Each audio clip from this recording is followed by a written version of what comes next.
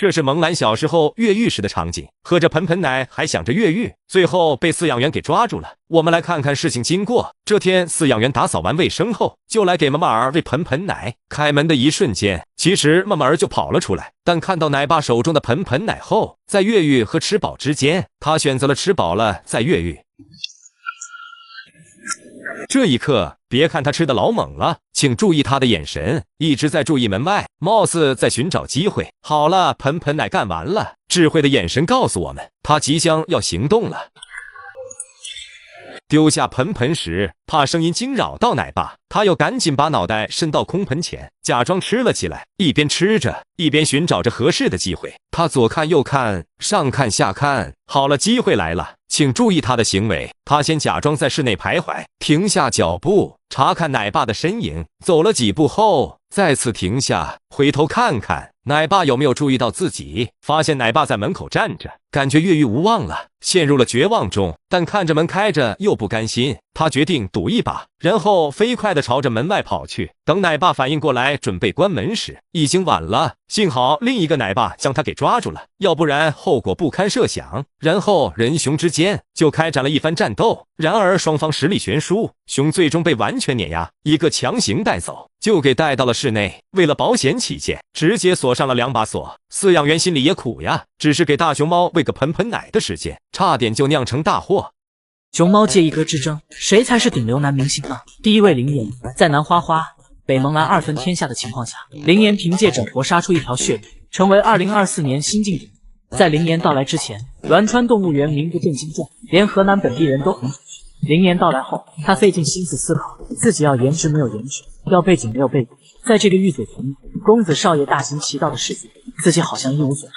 于是他走了一条前无古人的道路，那就是搞笑。他先凭借蹦迪小王子的称号崭露头角，直到今年，他凭借才艺绝活，深得榜一大哥宠，3分钟便让这个素未谋面的男人为他豪刷了3000万。经此神操作，林岩彻底奠定了自己中原霸主的地位。第二位，蒙兰。别的熊猫害怕吵闹远离喧嚣，而三太子直接开启了粉丝见面会。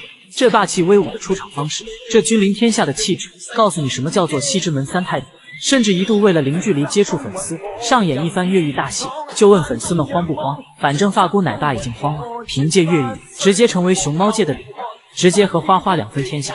第三位，萌二。会叠被子，会晒凉席，勤劳勇敢，萌二是第一。萌二刚出生时，没有喝过妈妈萌萌一口奶水，就被强行和妈妈分开，不争不抢，乖巧玩耍，没有母乳吃百家饭。萌二的童年经历有说不尽的辛酸，熊叫板没机会学，人叫板却学了个10乘10。睡觉铺被子掰竹子，只有你想不到，没有萌二做不到。萌二也凭借人教板掰竹子成功出圈。深入了解后，网友也被他的懂事而圈粉。第四位，七仔。究竟是出生掉了墨，还是找理发师染了色？最为全球唯一一只圈养棕色大熊猫，七仔不仅是熊猫家族的显眼包，一脸憨憨样，却有着800个心眼。深入了解你就知道黄毛不好惹。老丈人阿宝只是随口提了一句台语，想白嫖的七仔直接给老丈人来了个摇耳杀。老丈人耳朵直接变成了小扳手，实在气不过的阿宝将此事告诉了邻居乐儿。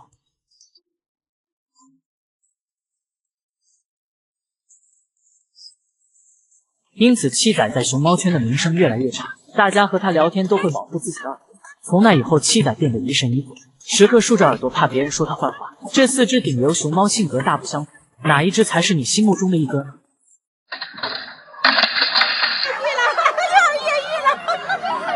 这是我见过越狱最牛的大熊猫，推开窗户，爬下围墙，最后潇洒离去。它的名字叫做森森。这天，它在室内寻找着机会，最后爬到高处，发现了室内的一扇窗可以通往外面。我们从室外的监控视角看一下，来到窗户边后，用手不停地敲打着窗户，在森森一番拳打脚踢下，最终窗户不堪一击地落下，一扇窗带着玻璃，落地的一瞬间摔得粉碎。通过视频可以看到，窗户被弄掉后，森森尝试着从里面钻出来。虽然窗户不够大，但一只熊猫向往自由的心够大。只见它拼命地挤呀挤，眼神里透露着满满的自由。经过一番努力，森森终于把身体探出了窗外。可是这是一个高墙，它该怎么下来呢？萌兰当年在北洞第一次越狱的时候，就是因为不会下墙，最后越狱失败。森森好像会下墙，他用手臂把身体慢慢放下，使自己离地面的高度越来越小。怎么回事？森森的脚都在发抖，看来他也是第一次这么尝试越狱。最终，森森牙齿一咬，解放自己的双手后，从上面跳了下来。还好，森森落地后并没受伤。蒙兰当时要是有这勇气，早就自由了。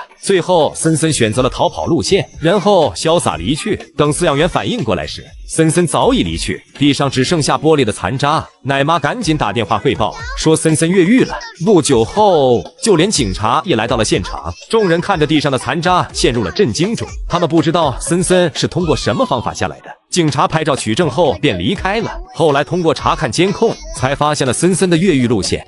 你是木鱼还出新呢？出新呢？小奇迹摸到电网被电出狗叫声，妈妈美香看到后赶紧上前安慰。事情是这样的，这天小奇迹正在和妈妈玩耍，突然小奇迹站起来，用好奇眼光打量着围墙上的电网，突然他还用手摸了摸，结果被电出了狗叫声，然后就跑开了。美香听到叫声后赶紧跑了过来看看怎么回事。母爱果然不分种类，当孩子遇到危险时，第一个出现的就是妈妈。美香来到小奇迹身旁后，打量着孩子有没有受伤，并询问怎么回事。通过一顿猫语交流，美香也了解到了来龙去脉，并安慰起了小奇迹，让他不要去碰电网。被妈妈安慰后，小奇迹立马就不害怕了。看到这，可能有人会问，为啥熊猫场地会有露天的电网？实际上呀，每只大熊猫展出区的围墙都很矮，没有电网就很容易爬出去。北洞的萌兰就是一个很好的例子。为了让熊猫远离外墙，电网是最安全的方式，并且电网电压不高，力度刚刚好，猛逼不伤脑。还有呀，有些大熊猫还摸电网上瘾了，奶爸就给他们换到没有电网的场地。如这个视频中的叶子，就经常摸电网，每次都被电网吓到，但他习惯后丝毫不慌，反而每次去外场展出时都会打卡一下电网。还是老样子，每次都被电吓到，电到后又来摸，丝毫对大熊猫没有身体上的影响。所以有些网友不要乱喷哦，看完视频再喷。除了叶子，你还知道哪些大熊猫摸电上瘾？来，大熊猫真的听得懂人话。太好会了。这只委屈巴巴的大熊猫叫做汪家，它本是一只野生大熊猫，于2007年冬天被管护队员发现于风筒寨保护区。当时它卧在冰天雪地中，浑身湿漉漉，管护人员静等3小时，未见熊猫妈妈回来，怕它有危险，然后就带到了大熊猫保护区，因救助于汪家沟，故取名汪家。2014年开始繁育，到如今已经有了7个子女。当初这只靠越狱卡头而火爆全网的颜慧，便是汪家的第2个女儿。就在前几天，汪家上班时，一来就盯上了载在手中的笋笋，老大的没抢到，他转头就来抢老二的。即使老二把笋笋护得严严实实，但在绝对的实力面前，笋笋最终被汪家抢走。刚好这一幕被现场的游客拍摄了下来。小的现在 emo 了。看到老二笋笋被抢后，有点伤心的感觉。然后游客就说了一句：“汪家好坏。”太好会呀！没想到游客无心的一句，居然被汪家听懂了。汪家直接愣在了原地，顿时手中的笋笋不香了，表情都是委屈巴巴的。直到最后，看汪家的表情，我感觉他都要哭了。其实这也不是汪家第一次抢孩子笋了，在此之前，汪家带的每一届孩子都有被他抢笋的经历。无论是16届的颜慧，还是20届的嘉阳和嘉柏，都亲自给汪家包过笋。让他没想到的是，这一次既然有姨姨们说他，孩子的自尊心一下就受到了打击，所以他才会觉得委屈吧。最新消息，蒙兰又在预谋越狱。距离蒙兰上次越狱已经过去了1年之久。当年蒙兰的这起越狱事件，在全网以及全世界都造成了极大的轰动。后来随着北洞的围墙加高，蒙兰也安分了很长一段时间。就在昨天，这不国庆节嘛，就有游客去看蒙兰，刚好拍下了蒙兰预谋越狱的视频。只见他通过石头成功爬到了这个铁门上。然而在这个铁门上有一个监控，熟悉蒙兰越狱方式的朋友应该知道，这家伙在越狱前最喜欢做的就是拆监控。去年他越狱前，他就曾几次爬到监控前去搞破坏。虽然途中他有几次因拆监控而从高空摔落而下，但凭借一腔越狱精精神，他摔倒了又爬，最终成功将监控弄毁。所以我看到蒙兰这熟悉的行为后，我才说他这是越狱前的征兆，他又在预谋越狱。但从昨天的视频来看，蒙兰最终也没能够着监控，然后一脸失落的离开了监控下范围。通过去年和今年的视频相比较，今年监控可触摸的难度确实比去年大了不少。看来被动的工作人员不仅防火防盗，还时刻在防着蒙兰呀。这也是此次蒙兰没有拆掉监控的原因之一。失败后的蒙兰最后爬到了木架上，不知道在思索着什么。反正从铁门下来后，他都是一副不开心的样子。看到这肚子呼吸的动作没？这是很不甘心呀。姨姨们就敬请期待吧，我预估这2天蒙兰还会有大动作。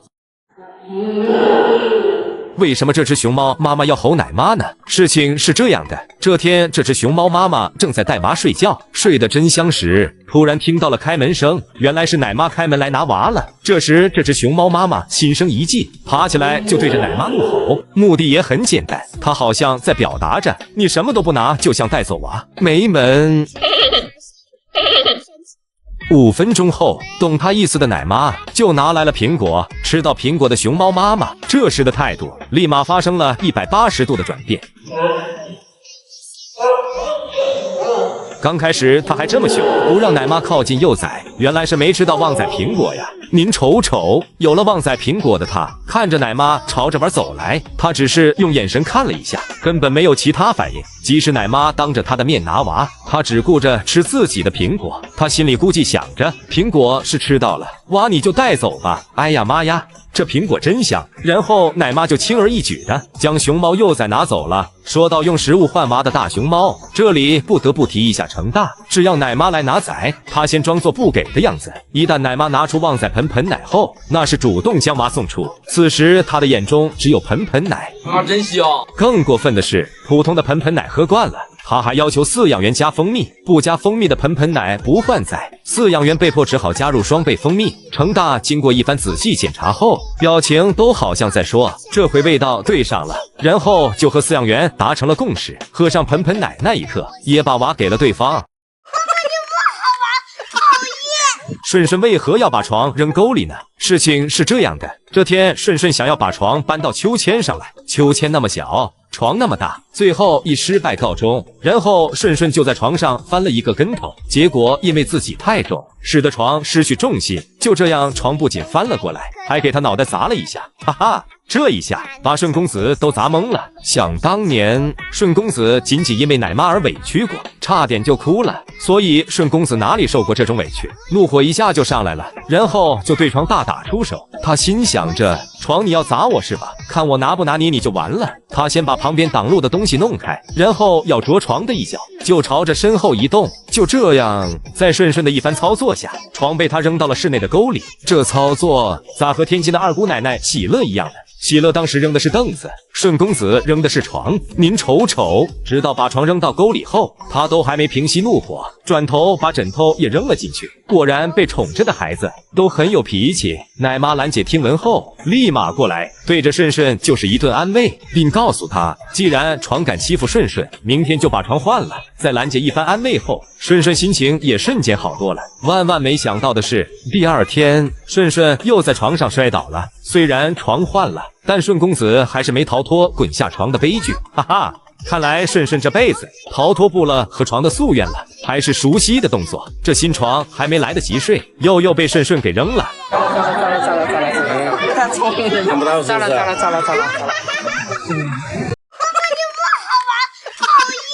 顺顺为何要把床扔沟里呢？事情是这样的，这天顺顺想要把床搬到秋千上来，秋千那么小，床那么大，最后以失败告终。然后顺顺就在床上翻了一个跟头，结果因为自己太重，使得床失去重心，就这样床不仅翻了过来，还给他脑袋砸了一下，哈哈。这一下把顺公子都砸懵了。想当年，顺公子仅因为奶妈而委屈过，差点就哭了。所以顺公子哪里受过这种委屈，怒火一下就上来了，然后就对床大打出手。他心想着，床你要砸我是吧？看我拿不拿你就完了。他先把旁边挡路的东西弄开，然后要啄床的一脚，就朝着身后移动。就这样，在顺顺的一番操作下，床被他扔到了室内的沟里。这操作咋和天津的二姑奶奶喜乐一样呢？喜乐当时扔的是凳子，顺公子扔的是床，您瞅瞅，直到把床扔到沟里后，他都还没平息怒火，转头把枕头也扔了进去。果然被宠着的孩子都很有脾气。奶妈兰姐听闻后，立马过来，对着顺顺就是一顿安慰，并告诉他，既然床敢欺负顺顺，明天就把床换了。在兰姐一番安慰后，顺顺心情也瞬间好多了。万万没想到的是，第二天顺顺又在床上摔倒了。虽然床换了，但顺公子还是没逃脱滚下床的悲剧。哈哈，看来顺顺这辈子逃脱不了和床的夙愿了，还是熟悉的动作。这新床还没来得及睡，又被顺顺给扔了。太聪明了，想不到是不是？糟了！他被庆大和庆小给关到了篮筐中，一点反抗的机会都没有。反正越狱时蒙兰是老大，没越狱时蒙兰就是战五渣。您瞅瞅，同届小熊都欺负他，还联手将他给扔到了臭水沟里，甚至有时候3只熊、4只熊一起合力把他扔沟里取乐。扔完后，如同逃离作案现场一般，齐刷刷的都跑开了。而当有饲养员在身旁的时候，蒙兰表现得又很勇猛，如饲养员收猫遇到困难时，他又主动的帮饲养员收猫。可惜他是个战五渣，收猫不是凭借战斗力将对方打服，然后让其下来，他收猫那是全程在挨打，完全是凭借皮糙肉厚在收猫。要不是奶爸及时出手，蒙兰就被这只熊猫给打到地上了。怪不得同届小熊都喜欢欺负蒙兰，一是因为他是战五渣，二是因为他喜欢告状，就如我们上学时那些喜欢给老师告状的同学一样。现在再回看蒙兰小时候的视频，虽然看了很多遍，但越看越搞笑。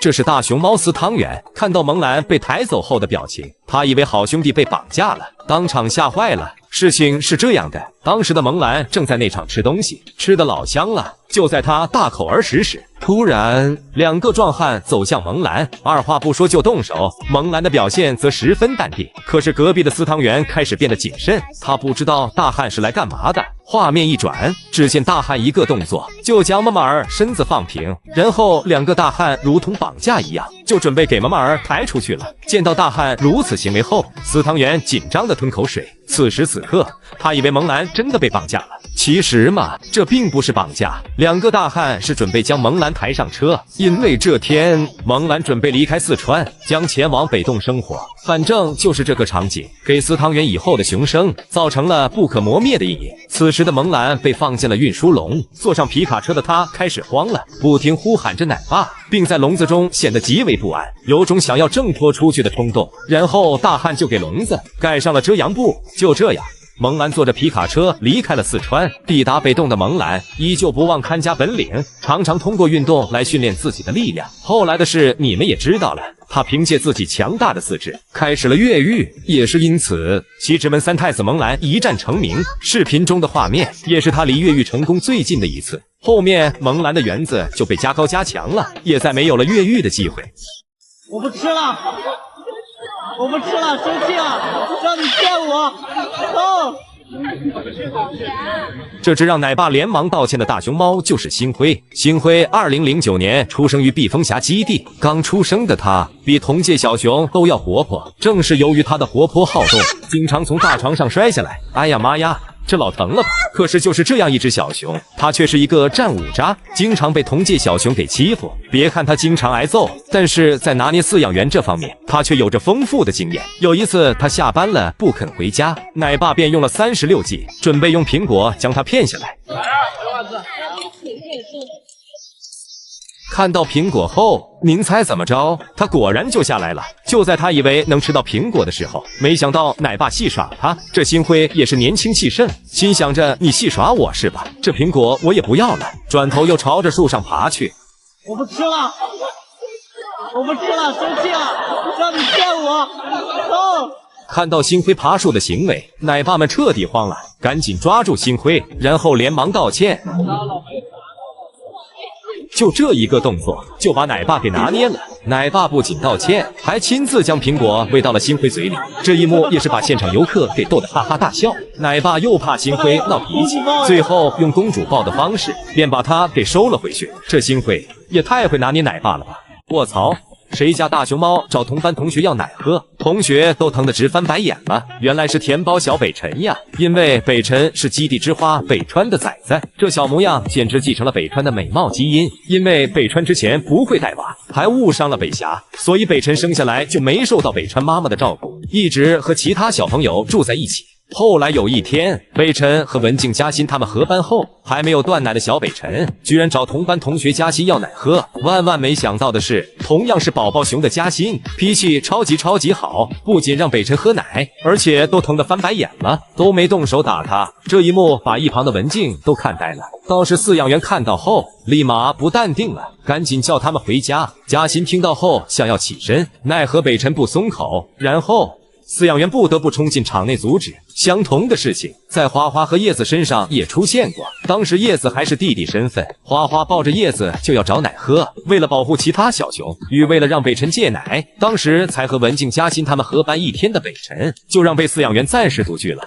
经此事件，北辰找同班同学要奶喝的事也在班上传开了。直到北辰解除独居后的那段时间，北辰不是在挨打，就是在挨打的路上。虽然他有着野二代的血脉，但也架不住其他小熊联手攻击，有时候都躲到了树上，其他小熊也紧追不舍。哈哈，这估计是甜包北辰一辈子都抹不去的黑历史了吧。这只熊猫幼崽太聪明了，趁饲养员不注意，爬到桌上拿瓶奶。事情是这样的，这天奶妈把这只叫做韵文的幼崽带到办公室检查，结果韵文一眼就看到了瓶奶。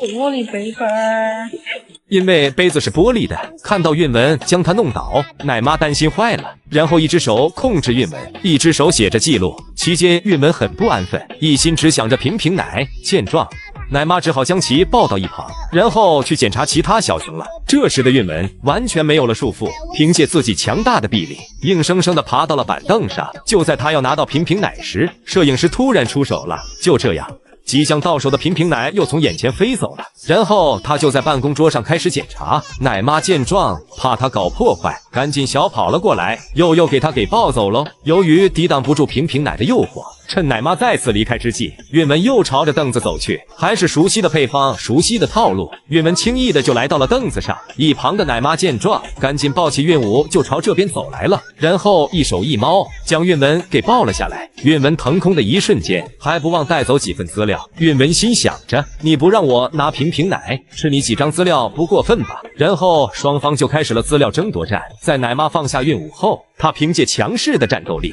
把资料给抢了过来，瓶奶不让拿，资料也不让吃。韵文气坏了，对着垃圾桶就大打出手。最后的最后，奶妈怕韵文搞破坏，像提小鸡一样就把韵文给弄走了。不得不说，奶妈这招一手提起趁滞空时间一捞，真的就我在偷妈妈苹果，结果外公来了。看到外公来了后，小五赶紧飙演技，装作在晒太阳，结果真把外公给骗了。事情是这样的，这天外公来给盲仔母子加餐，考虑女儿盲仔带娃辛苦，还特意给他藏了一个苹果。小五看到外公走后，赶紧从木架上滑了下来，然后一头扎进竹堆里寻找苹果。看到外公走了过来，嗖一下起身，然后飙起了演技，对着外公开始迷之微笑。虽然外公在寻找证据，但小五丝毫不慌，头抬起来，装作在晒太阳。外公没当场抓住，只好作罢离开了。看到外公扭头的瞬间，小五又一头扎进了竹堆中，并且成功找到苹果，然后大口吃了起来。近距离看一下，小五牙齿都还没长齐，怪不得外公不让他吃苹果，吃了半天嚼都没嚼碎，然后就被妈妈发现了。看到妈妈嘴凑了过来，小五一口就把苹果塞进了嘴里。虽然途中妈妈强行争抢，但也以失败告终。然后小五赶紧走开了，来到室内的门前，偷偷的吃起了苹果。哈哈，像不像极了小时候偷吃辣条的你？妈妈不准，躲起来也要吃。最终盲仔还是发现了，但聪明的小五看到妈妈过来，他又准备逃离。